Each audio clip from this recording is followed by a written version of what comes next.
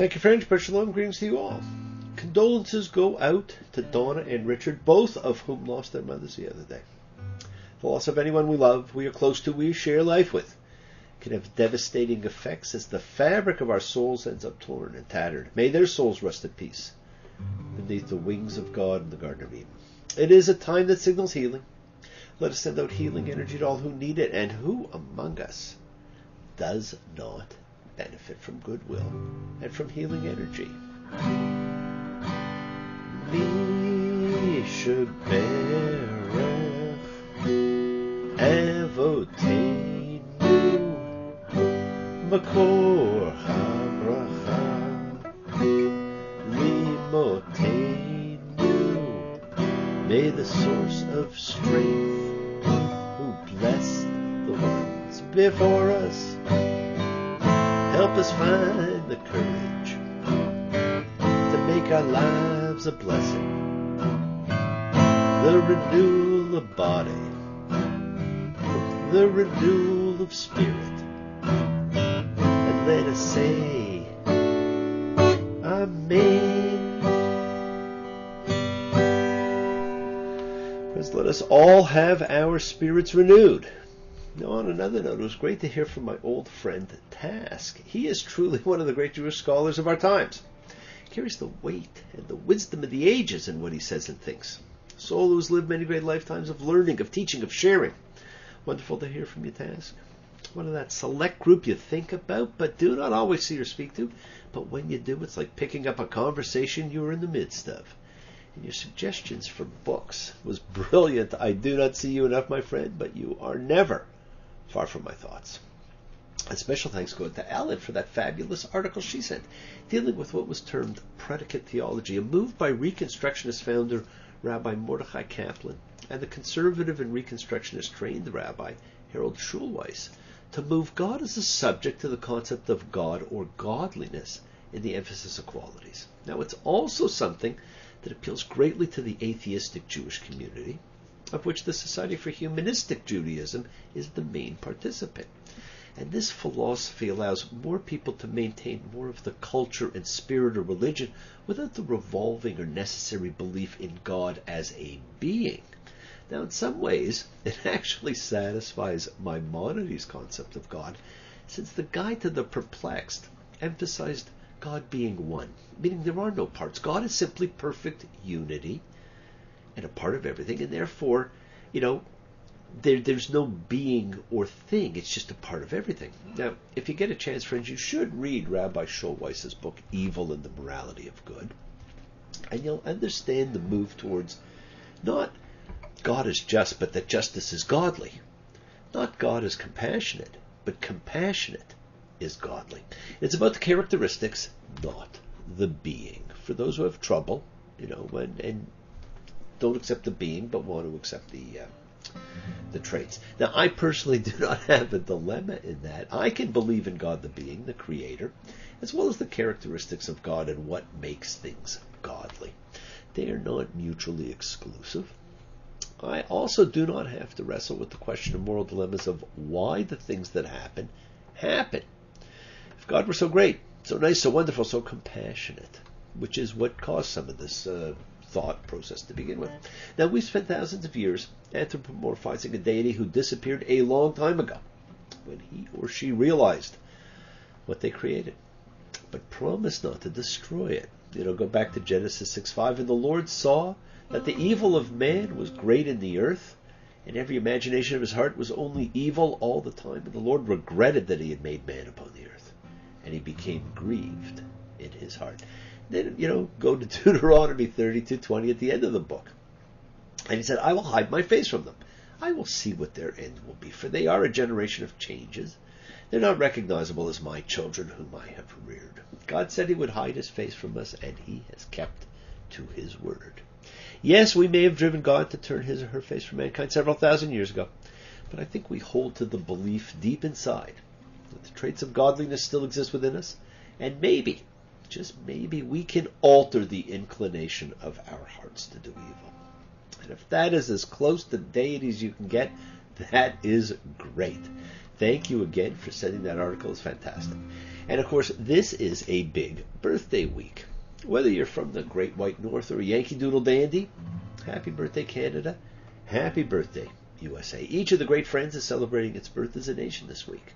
And both celebrated its independence from another country that also had an interesting type of birthday this week, as the British voted to leave the European Union.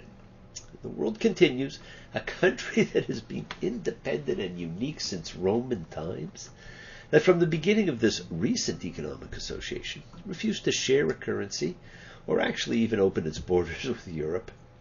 In the future, will all the countries that has done trade and economic ties continue to? You bet. Will the royal family still rule? I certainly think so. This is not a banana republic revolution. In fact, it's not a revolution at all. Tourists will continue to go there. The Beatles will still be the best band in the world. And the Tower of London will not suddenly cease being a museum and revert back to being a prison. We need to stop catastrophizing anything and everything that can happen. Humanity is resilient, my friends, and this week we read about an incident that had even more catastrophic consequences than Brexit. Man is resilient. Just over a year after the Exodus, he saw the promised land. Not just saw it, but walked up to it and reached in. But fear prevented us from claiming what was ours, and we have been on a search for it ever since. Was that the end of the world? The end of humanity? The end of will? No. Man is resilient, and so are you. This is Sheila Send, mislabeled as the episode of The Spies. But what you will see is these were not spies at all. These were the tribal chieftains and leaders. And this is about their failure to lead, about them being governed by fear, about them lying, but the result of which is a generation that was sentenced to die. I've had enough of reading things of neurotic, psychotic, pig-headed politicians. All I want is the truth. Just give us the truth. John Lennon's Just Give Me Some Truth. We cannot be led by fear, and we cannot have fear as our expected outcome in life. So why is this called the episode of The Spies? I mean, everywhere you read, you're going to see that's what it's called, the episode of The Spies. Well, you know what? It's easier. Perhaps because we do not like to think of our leaders as being that fearful, that feeble, that incapable of inspiration and accomplishment, or that much as liars. The more things change. Numbers 13:1. And the Lord spoke to Moses, saying, Send you men, that they scout the land of Canaan, which I am about to give to the Israelites. 1 man each for his father's tribe, every one of them a chieftain. Well, there you go, my friends. Not spies, but chiefs, whose function is not espionage, but observation. When they look around, they cut a stalk of grapes that take 2 men to carry.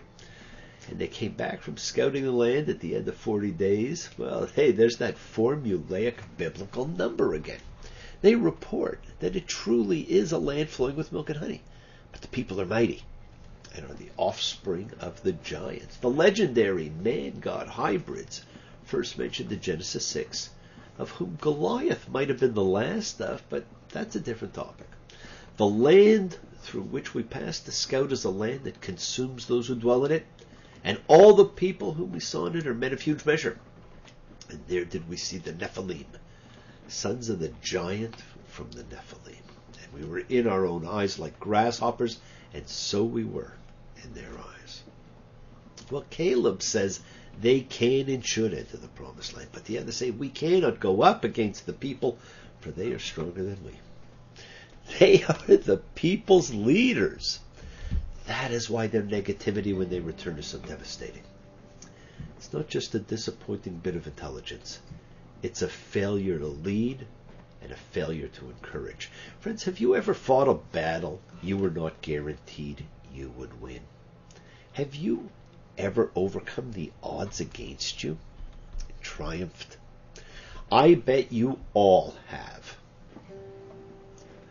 But this was an uninspired and uninspiring generation with a slave mentality. As Bob Dylan sang in Tight Connection to My Heart, what looks large from a distance, close up ain't never that big. It never is.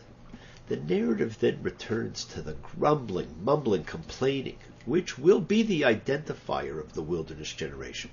As the seeds of rebellion take hold. The community wants Egypt. They want to stone Joshua and Caleb, and perhaps Moses and Aaron too. And it takes God's glory, his cloud, to save them. As the Lord says, it's time to kill all the people. But Moses pleads for their lives and prevails, but not before God pronounces sentence. They have seen the miracles of God like no other generation, but they still complain. And I think of that fantastic Steve Goodman song, What Have You Done For Me Lately? What have you done for me lately? Such a common attitude. What have you done for me lately is how old friends show their gratitude. But just when you need a little support, their faces get long and their memories get short. What have you done for me lately? Lately, I've been doing without you. Numbers 14:22. For all the men who have seen my glory and my signs that I did in Egypt and in the wilderness, yet have tried me 10 times over and have not heeded my voice. They shall never see the land that I swore to their fathers, and all who despise me shall not see it. And to drive home the point, and your sons will be herdsmen in the wilderness for 40 years, and they will bear your whoring until your corpses come to an end in the wilderness by the number of days that you scouted the land. 40 days, a day for a year. You will bear your crimes for 40 years, and you will know what it is to thwart me. There you go, my friends. The sentence is pronounced. And the Parsha ends with a return to an explanation and example of laws. Very odd, especially an interesting one regarding Sabbath, before picking up again with the rebellion. And that we will read next week. But remember, friends, all we want is the truth. Just give us the truth. The world is sacred, so is everything in it. Express your gratitude. Light a candle, make a wish, celebrate your life and the lives of those you love. Share your feelings with them, live free, be free, honor your freedom. This is the week to celebrate that freedom. Be well, be happy, be blessed. Share and honor the light and all who live in the light and continue to shine. Continue to send everybody you know goodwill and love. Pray for peace and freedom for everyone, an end to terror and hatred. Remember, friends, we are a community. We learn together, we celebrate each other, we love each other, we share this ride together, men and women equally. Let us send out love, not fear, send out peace, harmony, good healing to all who need it. And please do learn to forgive and learn to love. Open your hearts and honor the relationships of your life. Tell those you love that you love them. Take advantage of the time you have. Enjoy the journey. We take the twists and turns and the patterns that weave through the fabric of our lives in our effort to grow, to learn, to be love. So please do love. Send healing, goodwill, and love to all who need it. Time to celebrate your holiness is now. As always, bless you all. Have a fantastic week, a week of love and light and peace and healing, and honor the people of your life. Happy birthday, Canada. Happy birthday, America. You say it's your birthday. It's my birthday too, yeah. They say it's your birthday. We're gonna have a good time. I'm glad it's your birthday. Happy birthday to you. Happy birthday. Celebrate, everybody. Do not stop your journey. Do not stop moving towards your promised land. It is there. It's in sight. Keep on dreaming. Keep on being. Keep sharing. Keep shining. Keep teaching. Keep spreading your holiness. Do not follow fear. Thank you all for joining me, for participating, for sharing your sacred time in your sacred place. I love you all, and I will see you next time. Shabbat Shalom.